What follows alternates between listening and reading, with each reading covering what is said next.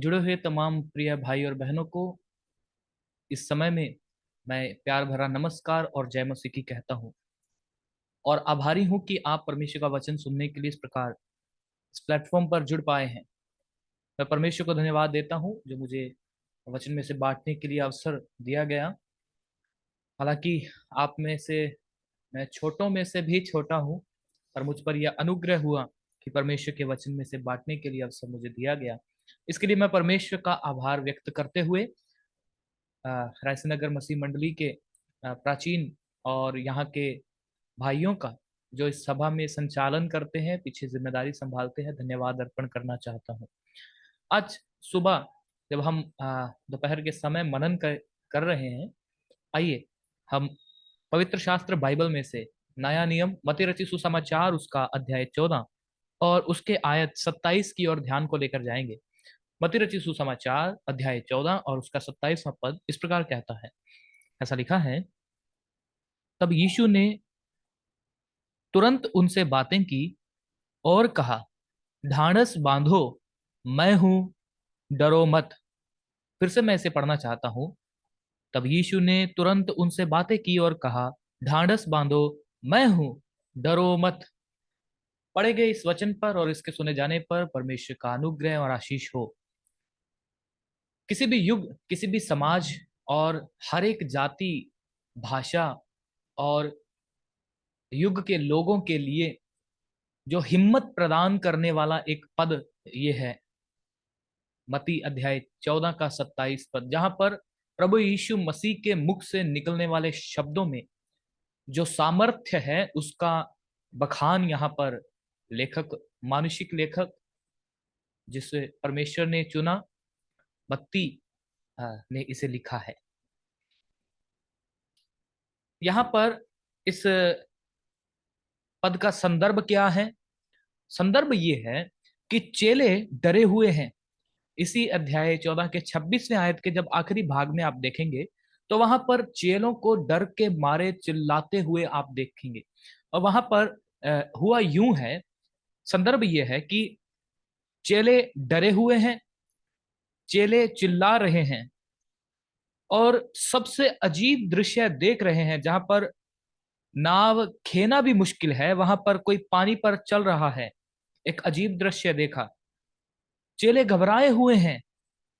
सांझ से रात के चौथे पहर तक नाव खेते खेते बहुत थके भी हुए हैं। इन सब के बीच में भी एक आवाज आती है और वो आवाज कहती है, ढांढस बांधो। घटना को यदि क्रम अनुसार आप देखें तो इस घटना का क्रम ये है, प्रभु यीशु मसीह नासरत में आ, अपने शहर आए जहां पर उनका पालन पोषण हुआ था, जहां पर यूसुफ जो मरियम के हस्बैंड और यीशु मसीह के पिता के रूप में आ, बताया गया है। वो शारीरिक पिता नहीं है तो भी मरियम के पति होने के कारण उसे इस प्रकार बताया गया, यीशु के माता पिता।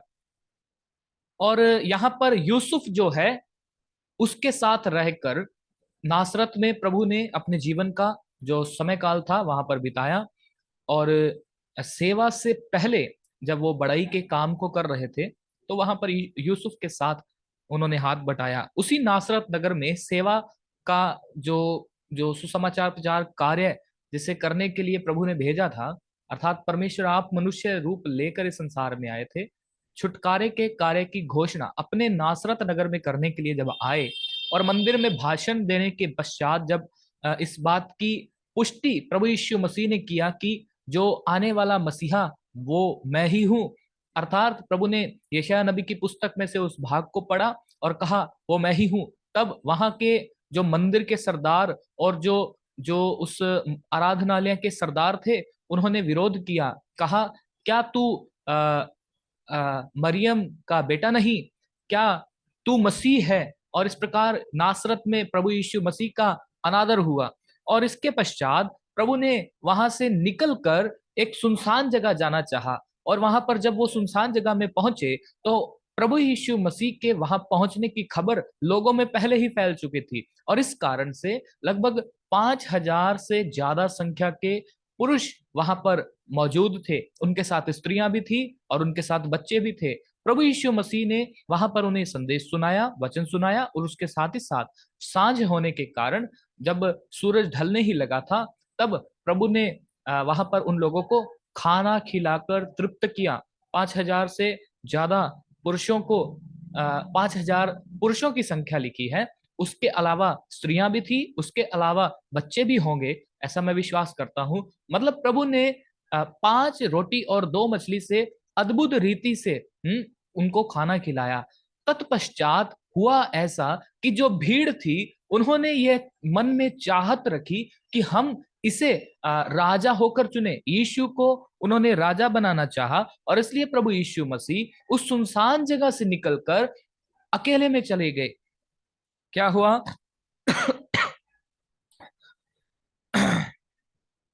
संभवतः वो नासरत ही में यह जगह होगी, और इस घटना में प्रभु यीशु मसीह खाना खिलाने वालों को, खाना खाने वालों को विदा कर रहे हैं। प्रभु यीशु ने शिष्यों को जाने के लिए विवश किया। प्रभु ने कहा, बैतसैदा की ओर चले जाओ। मरकुस रचित सुसमाचार अध्याय 6 उसका 45, अध्याय 14 और उसका 22, इसी अध्याय में आप पढ़ सकते हैं। जब चेले जा रहे थे, तो उनकी जो नाव की जिस तरफ दिशा है, जहां प्रभु ने जाने के लिए कहा, उसके विपरीत दिशा की ओर हवाएं चल रही थी। प्रभु यीशु और चेलों को प्रभु यीशु मसीह चेलों को और भीड़ को जो है विदा करते हैं। सबको विदा करने के पश्चात प्रभु यीशु मसीह प्रार्थना करने के लिए अकेले पहाड़ पर चला गया। भीड़ को विदा करने का कारण क्या था? क्यों प्रभु यीशु मसीह शिष्यों को कहा कि तुम पार चलो और मैं वहां तुमसे मिलूंगा? एक पद मैं यूहन्ना रचित सुसमाचार में से पढ़कर सुनाना चाहता हूं। क्यों प्रभु यीशु मसीह ने भीड़ को विदा किया? लिखा है यूहन्ना रचित सुसमाचार उसका 6 अध्याय और उसकी 15 आयत में, यीशु यह जानकर कि वे मुझे राजा बनाने के लिए पकड़ना चाहते हैं, फिर पहाड़ पर अकेला चला गया। अब मत्ती अध्याय 14 का आप 23 भी देखें। अध्याय 14 का 23 ऐसा लिखा है, वह लोगों को विदा करके प्रार्थना करने को अलग पहाड़ पर चला गया, और सांझ को वह वहां अकेला था। प्रभु यीशु मसीह वहां पर अकेले थे। वो सांझ के समय प्रार्थना करने के लिए गए। सब कामों को करने के पश्चात अपनी अपने परमेश्वर की महिमा प्रकट करने के बाद, लोगों में अद्भुत कार्य दिखाने के पश्चात प्रभु यीशु मसीह ने शिष्यों को विदा किया, भीड़ को विदा किया, और स्वयं प्रार्थना करने के लिए चले गए। प्रभु यीशु मसीह को लोग पकड़कर राजा बनाना चाहते थे, जिन्होंने खाना खाया। मेरे प्यारो, प्रभु यीशु मसीह के जीवन से इस एक व्यवहारिक सत्य जो मैंने सीखा, मैं आपके साथ बांटना चाहता हूं। जब लोग आपको परमेश्वर की महिमा देने लगे, तो वहां ठहरना उचित नहीं, वहां से चले जाओ, क्योंकि परमेश्वर की महिमा केवल परमेश्वर की है। परमेश्वर हमारी महिमा जरूर है, परंतु परमेश्वर की महिमा हम ले नहीं सकते। प्रभु यीशु मसीह ने मनुष्य देह में ये एक एग्जाम्पल हमारे साथ शेयर किया है, बांटा है। यीशु वहां से चला गया, पहाड़ पर अकेले एकांत में प्रार्थना करने लगा। यह समय लगभग सांझ का था। शाम 6 बजे से लेकर रात के 9 बजे तक रात का पहला पहर गिना जाता है, जिसे सांझ कहते हैं। यूहन्ना मत्ती 14 के 23 को आप देखें, लिखा है 23 के आखिरी लाइन में, और सांझ को वह वहां अकेला था। अब ध्यान पूर्वक पढ़ें। इस घटना में हम संदर्भ देख रहे हैं, घटना का क्रम देख रहे हैं। यह रात का पहला पहर कहा जाता है। इसका समय काल 6 बजे से 9 बजे तक का होता है। सांझ के समय निकले हुए चेले पार ना पहुंच सके थे। मत्ती 14 का 24 में ऐसा लिखा है, उस समय नाव झील के बीच लहरों से डगमगा रही थी क्योंकि हवा सामने की थी। झील के बीच पहुंचने तक उन्हें रात के चौथे पहर तक खेते रहना पड़ा। चेलों ने झील के बीचों बीच पहुंचने तक उन्हें बहुत परिश्रम करना पड़ा, मेहनत करना पड़ा। क्या हो रहा था झील के बीचों बीच? नाव डगमगा रही है। मसीह के बताए लक्ष्य तक पहुंचने में बड़ा परिश्रम शिष्य कर रहे हैं। हवा उनके विपरीत दिशा की ओर चल रही है। कई घंटों से लगातार पतवार अपने पतवार के सहारे खेते जा रहे हैं। सांझ से रात का चौथा पहर आ पहुंचा है। आप जानते हैं रात का चौथा पहर का समय कितना होता है? रात के 3 बजे से सुबह के 6 बजे के बीच इस पहर को रात का चौथा पहर या अंतिम पहर कहा जाता है। अब शिष्य लोग बहुत ही मेहनत कर रहे हैं। हमारे जीवन में भी हम ये समस्या देख सकते हैं। बहुत बार हम परिश्रम करते हैं, मेहनत करते हैं, विश्वास की नाव डगमगाने लगती है। मसीह के बताए हुए लक्ष्य तक पार पहुंचने के लिए प्रयास करते हैं। हवाएं विपरीत चलती हैं। जिस तरफ हम बढ़ रहे हैं उसके विपरीत हमारे जीवन की परिस्थितियां और हालात होने लगते हैं। मेरे प्यारो, यहाँ पर शिष्यों ने पार पहुंचने की उम्मीद मानो खो दी थी। वो थके और हारे हुए बेजान शरीर में चेलों ने एक अजीब दृश्य देखा।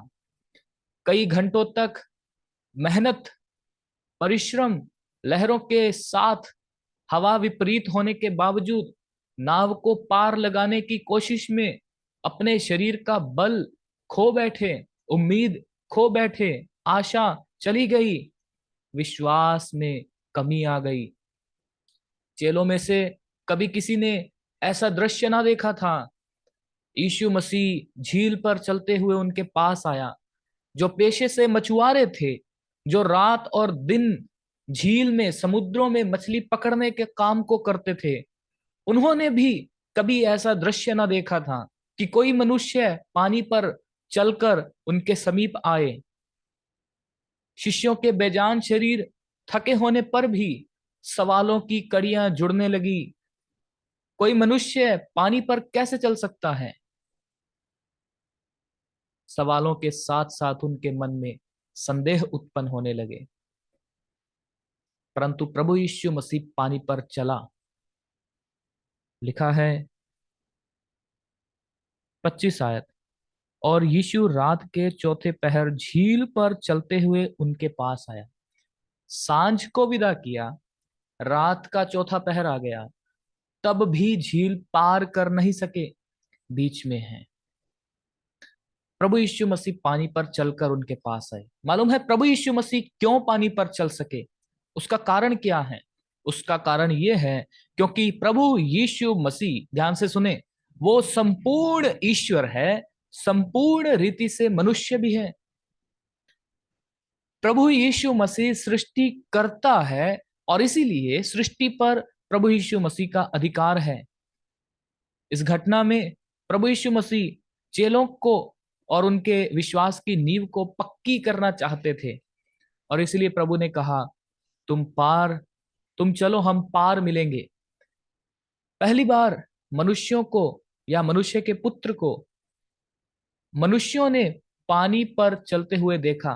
पहली बार मनुष्य के पुत्र को किसी मनुष्यों ने पानी पर चलते हुए देखा था। सबके सब चेले लहरों से भरी हुई झील के बीचों बीच नाव में सवार हैं। अब सवालों के साथ साथ नकारात्मक विचार भी आने लगे। शिष्य घबराए हुए हैं, डर के मारे चिल्ला रहे हैं। पानी पर चलकर पास आने वाले यीशु को वे भूत समझने लगे। इस पर यीशु ने कहा, ढांढस बांधो, मैं हूं, डरो मत। ढांढस बांधो, मैं हूं, डरो मत। प्रभु यीशु मसीह शिष्यों को यह सत्य सिखाते हैं कि मसीह के साथ चलने के लिए परिश्रम, मेहनत और विश्वास चाहिए। बिना विश्वास के बिना परिश्रम और मेहनत के आप आगे बढ़ नहीं पाएंगे। प्रभु यीशु मसीह कहते हैं ढाढ़स बांधो। मेरे प्यारो, मैं नहीं जानता आप किस परेशानी से, समस्या से होकर गुजर रहे हैं। आपके जीवन में क्या चल रहा है मैं नहीं जानता, परमेश्वर जानता है। प्रभु यीशु मसीह आपसे भी यही शब्द कहना चाहते हैं, ढाढ़स बांधो। और ये हमारे इस वचन का संदर्भ था। अब हम इस संदेश के मुख्य भाग की ओर आएंगे।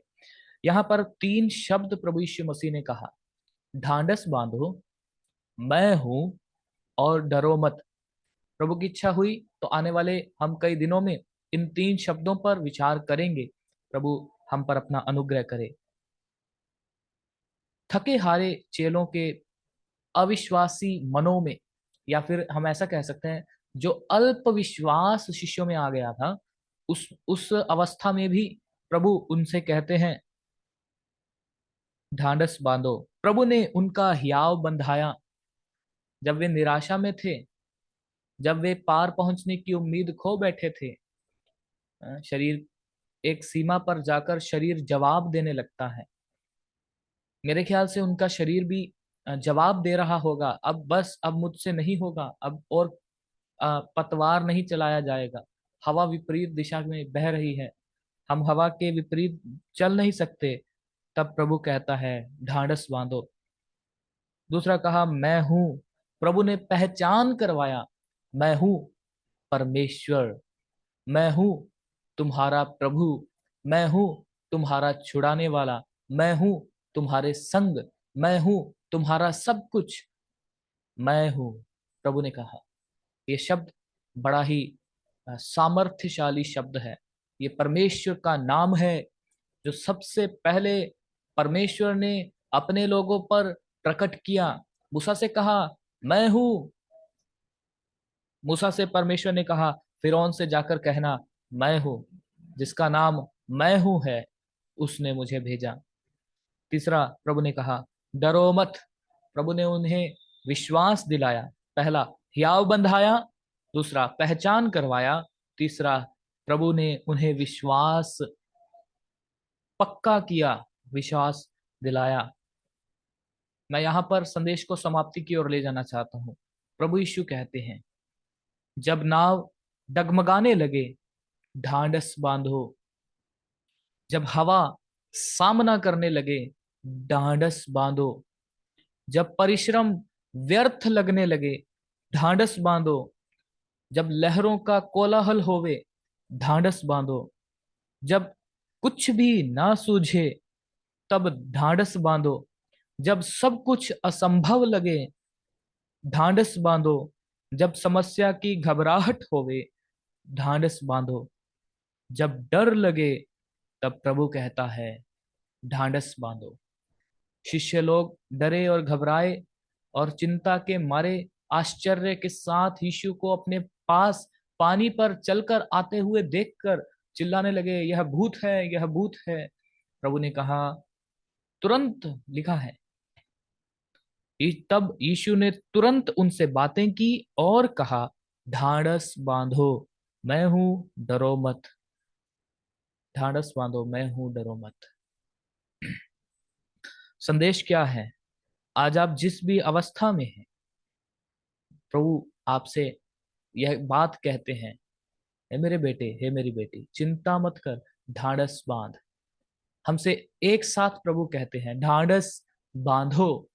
हमें प्रभु का संदेश यही कहता है, हिम्मत मत हारो, ढाढ़स बांधो, टेक करेज, ढाढ़स बांधो।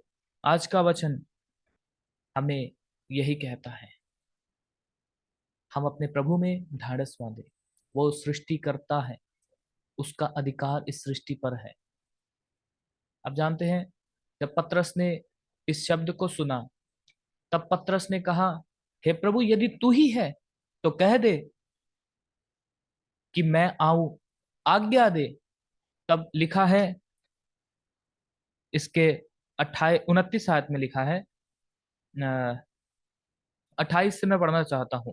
पतरस ने उसको उत्तर दिया हे प्रभु यदि तू ही है तो मुझे अपने पास पानी पर चलकर आने की आज्ञा दे। उसने कहा आ। सिर्फ यीशु ने इतना कहा, आ। पतरस ने आज्ञा मांगा। पतरस ने पहचान लिया कि यीशु ही परमेश्वर है। तब प्रभु ने कहा तब पतरस ने कहा, प्रभु यदि सचमुच आप ही है तो मुझे आने दे। प्रभु ने कहा, आ। और देखे क्या हुआ। तब पतरस नाव पर से उतरकर यीशु के पास जाने को पानी पर चलने लगा। अक्सर इस पतरस को यहाँ पर नकारात्मक रूप से प्रस्तुत किया जाता है, परंतु मैं यहाँ इसके सकारात्मक पक्ष को भी रखना चाहता हूँ। शिष्यों में से यदि कोई पानी पर चला तो वो केवल पतरस था। पतरस के अलावा यीशु मसीह पानी पर चला, उसके अलावा पतरस पानी पर चला, उसके अलावा कोई भी पानी पर चला नहीं था। शिष्यों में केवल पतरस ही पानी पर चला। मेरे प्यारो, प्रभु के विश्वास को उसने अपने जीवन में काम करने दिया। ऐसा अद्भुत काम वो कर पाया जो कोई भी कर नहीं सकता। विश्वास के आधार पर पानी भी उसे डुबा ना पाया, परंतु जब उसके विश्वास में कमी आई, उसने देखा लहरें उठ रही हैं, हवा चल रही है। हवा के शोरगुल से उसका ध्यान प्रभु से भटक गया। हवा जब उसके सामने की थी, तभी लिखा है 30 आयत, वो हवा को देखकर डर गया और जब डूबने लगा तो चिल्ला कर कहा, हे प्रभु मुझे बचा। जब प्रभु को देखा, पानी पर चला। जब समस्या अर्थात हवा को देखा, क्योंकि लहरें हवा के कारण ही उठ रही थी, हवा को देखा, डर गया। सृष्टि पर प्रभु का अधिकार है। डूबते हुए पतरस के उस गुहार को प्रभु ने सुना। प्रभु ने पतरस का हाथ थामा। लिखा है 31 आयत, यीशु ने तुरंत हाथ बढ़ाकर उसे थाम लिया और उससे कहा, हे अल्प विश्वासी तूने क्यों संदेह किया। हे अल्प विश्वासी तूने क्यों संदेह किया। तूने विश्वास तो किया परंतु संदेह भी किया। मेरे प्यारो, पतरस के समान कई बार विश्वासियों में भी यह समस्या देखी जाती है। वे विश्वास तो करते हैं, साथ ही साथ संदेह भी करते हैं। याकूब अपनी पत्री में लिखते समय ऐसे कहते हैं, परंतु विश्वास से मांगे और कुछ संदेह ना करें। कुछ संदेह ना करें, क्योंकि संदेह करने वाला समुद्र की उस लहर के समान होता है जो उठती तो है, लगता तो है सुनामी आएगी, परंतु किनारे तक पहुंचते पहुंचते शांत हो जाती है। मतलब हमें हमें हमें संदेह नहीं करना है। प्रभु यीशु मसीह यही सवाल उससे कहते हैं, तूने क्यों संदेह किया। सृष्टि पर प्रभु का अधिकार। 32 आयत, जब वे नाव पर चढ़ गए तो हवा थम गई। आपने ध्यान दिया, जब नाव पर चढ़ गए, पतरस और यीशु जब नाव पर चढ़ गए, तब हवा थम गई। इस पर उन्होंने जो नाव पर थे उसे दंडवत करके कहा, सचमुच तू परमेश्वर का पुत्र है। सचमुच तू परमेश्वर का पुत्र है। मेरे प्यारो, मेरे प्यारे विश्वासियों, मैं आपसे बताना चाहता हूं कि यीशु ही परमेश्वर का पुत्र है। इस बात के लिए प्रभु ने उन्हें हिम्मत बंधाने के लिए, ऐसे अकेले में जाने के लिए विवश किया। लिखा है 22 आयत में, पार चले जाएं। आ, तब उसने तुरंत अपने चेलों को नाव पर चढ़ने के लिए विवश किया। प्रभु विवश करता है विश्वास की नींव दृढ़ करने के लिए। विश्वासियों को जब शिष्य सीख रहे थे, उनके विश्वास की नींव को बड़ा मजबूत प्रभु करना चाहते थे, और इसीलिए प्रभु ने इस आश्चर्य कर्म के द्वारा शिष्यों पर यह प्रकट किया कि सृष्टि पर प्रभु का अधिकार है। वो परमेश्वर का पुत्र है। वही यीशु जो पानी पर चला, वही यीशु जो डूबते पतरस को बचाया, वही यीशु जो 5,000 को खिलाया, वही यीशु जो जो आ, क्या बोलेंगे, नासरत में जिसे अनादर करके वहां से तिरस्कृत किया गया। शिष्यों को प्रभु यीशु मसीह बताते हैं, मैं ही वो मसीह जो आने वाला मसीह हूँ। प्रभु ने शिष्यों को विश्वास दिलाया। आज हमें भी वो विश्वास दिलाकर यही कहते हैं, ढांढस बांधो, प्रभु की इच्छा हुई तो इन 3 शब्दों पर आने वाले 3 सेशंस में हम और भी गहराई से मनन करेंगे। आज के इस संदेश से हमने इस घटना के पूरे क्रम को समेत संदर्भ में इस घटना की व्याख्या का वर्णन सुना है और इस घटना को क्रमानुसार सीखा है। और मेरा विश्वास है कि प्रभु ने हमसे बातें की है। यदि आज आप समस्या में हैं, हिम्मत मत हारें। प्रभु से कहें, प्रभु मैं विश्वास करता हूँ, मैं विश्वास करती हूँ, आप परमेश्वर के पुत्र हैं। आप मुझे हिम्मत दे, ढांढस बांधे, भय ना खाएं, मन कच्चा ना करें, विश्वास करें, प्रभु आपके जीवन में कार्य करेगा। इस संदेश के द्वारा, आज के वचन के द्वारा प्रभु में हियाव बांधने और सेवा में आगे बढ़ने के लिए परमेश्वर हमारी सहायता करे। सारी महिमा प्रभु के पवित्र नाम को मिले। धन्यवाद और जय मसीह की। आमीन।